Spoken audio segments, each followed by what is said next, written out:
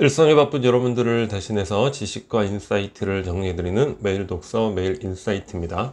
오늘은 나는 메트로폴리탄 미술관의 경비원입니다. 이 책에 대해서 한번 살펴보도록 하겠습니다. 일단 이 책은 책을 읽으면서 재미를 느끼거나 흥미롭거나 또는 개인적으로 미술에 대해서 관심이 많거나 지식이 많거나 이런 경우가 아니라면 이 책은 읽기가 굉장히 어렵습니다. 어떤 관점에서 보면 어려울 수도 있어요. 그 미술 작품에 대한 이야기가 굉장히 많은 비중을 차지하고 있으니까 어렵고 지루할 수도 있죠. 그래서 끝까지 읽기가 쉽지 않은 책이다.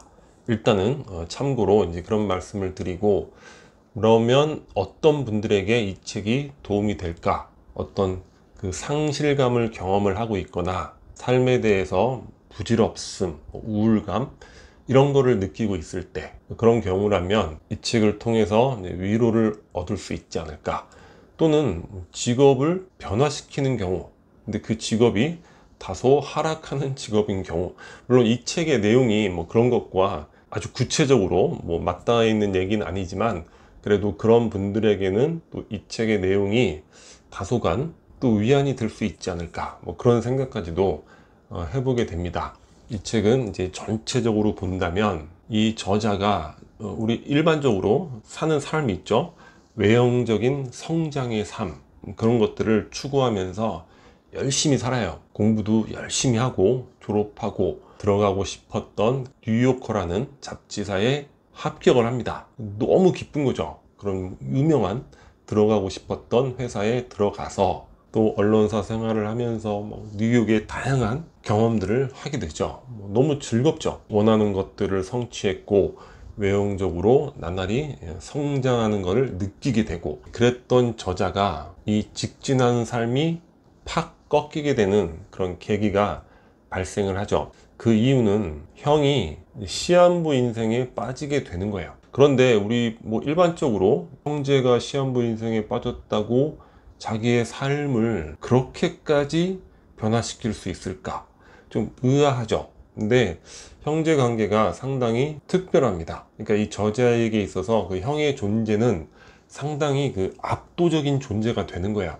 그 형이 상당히 그 뛰어난 인간이에요. 수학적으로 수학 천재기도 하지만 인생에 대한 관조 능력이라든가 거의 철학자 수준인 것 같아요. 그런 식으로 삶에 대해서도 탁월하고 죽음을 받아들이는 태도, 그런 것도 상당히 감명적이었는데, 그러한 특별한 형, 그리고 어린 시절부터 많이 의존했던 우애가 두터운 그런 형이라는 압도적 존재가 갑자기 삶이 끝나는 걸로 예정이 되잖아요. 시한부 인생이니까. 이 저자에게는 엄청난 충격으로 다가오게 되는 거죠. 그래서 더 이상 그 외형적 성장에 직진하는 삶을 유지할 수가 없는 거야. 인생 자체에 대한 의문감, 형에 대한 안타까움.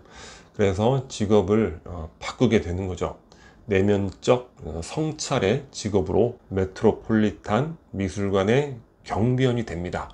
이거는 이 저자에게는 어떤 고유 강점에 집중하는 삶이 될 수도 있어요. 왜냐하면 이 저자는 미술 작품에 대한 애정, 사랑, 관심 이런 것들이 굉장히 높죠. 그렇기 때문에 외형적 성장이 내면적 성찰의 삶으로 가면서 자기가 좋아하는 일에 집중하는, 고유 강점에 몰입하는 그러한 삶으로, 그러한 직업으로 변화되었다. 이렇게 크게 보시면 될 것 같습니다.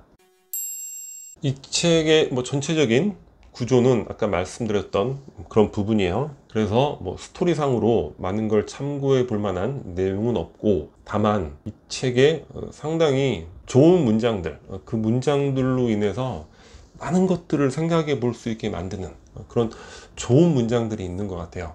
그래서 그 좋은 문장들 몇 개만 채집을 해서 함께 공유해 보도록 하겠습니다. 세상을 살아갈 힘을 잃어버렸을 때 나는 내가 아는 가장 아름다운 곳에 숨기로 했다. 우리 살아갈 힘을 잃게 되는 경우가 많죠. 그때 어디에 숨어야 되나?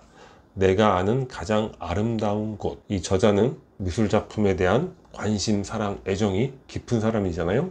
그러니까 미술관이 가장 아름다운 곳이 될 수 있죠.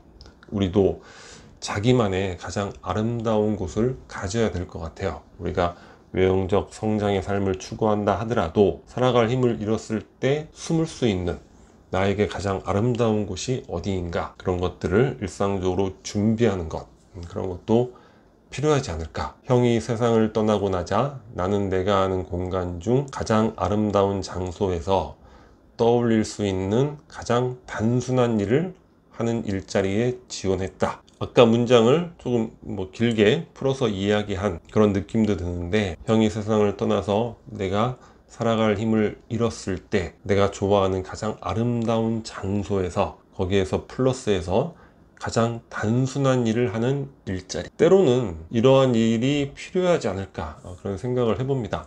인생이 복잡할 때, 그럴 때 가장 단순한 일을 하는 일, 그런 일을 통해서 어떤 어려움이나 고통에서 구원을 받는 경우도 상당히 많죠. 우리가 어떤 고통, 그것이 내 뇌를 막 다 차지하고 있잖아요. 생각하지 말아야지 이게 아니라 그 공간을 다른 단순한 일로 채워 넣는 거죠. 카네기 인생론 그런 책에도 그런 사례들이 많이 소개되고 있죠. 자녀를 먼저 떠나보낸 고통, 도저히 집에서 어떻게 이겨낼 수가 없는 거예요. 너무나 바쁘고 단순한 일을 하게 됐죠. 그러면서 그 고통을 극복해 가는 과정, 이런 내용도 기억이 나는데, 우리가 힘들고 고통스러울 때 단순한 일이 구원이 될 수 있다, 이런 것도 한번 참고해 볼 수 있을 것 같습니다.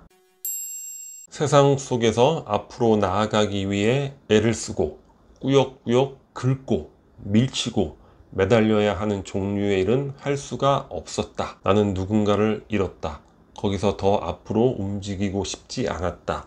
어떤 의미에서는 전혀 움직이고 싶지가 않았다. 이 문장은 아까 말씀드렸듯이 저자가 외형적 성장의 삶, 아주 빠른 속도로 직진하는, 그게 바로 앞으로 나아가기 위해 애를 쓰고 꾸역꾸역 긁고 밀치고 매달려야 하는 그런 종류의 일이었죠. 그것이 큰 아픔으로 인해서 바뀌었잖아요. 본인이 어떤 의미에서는 전혀 움직이고 싶지가 않았다는 거죠.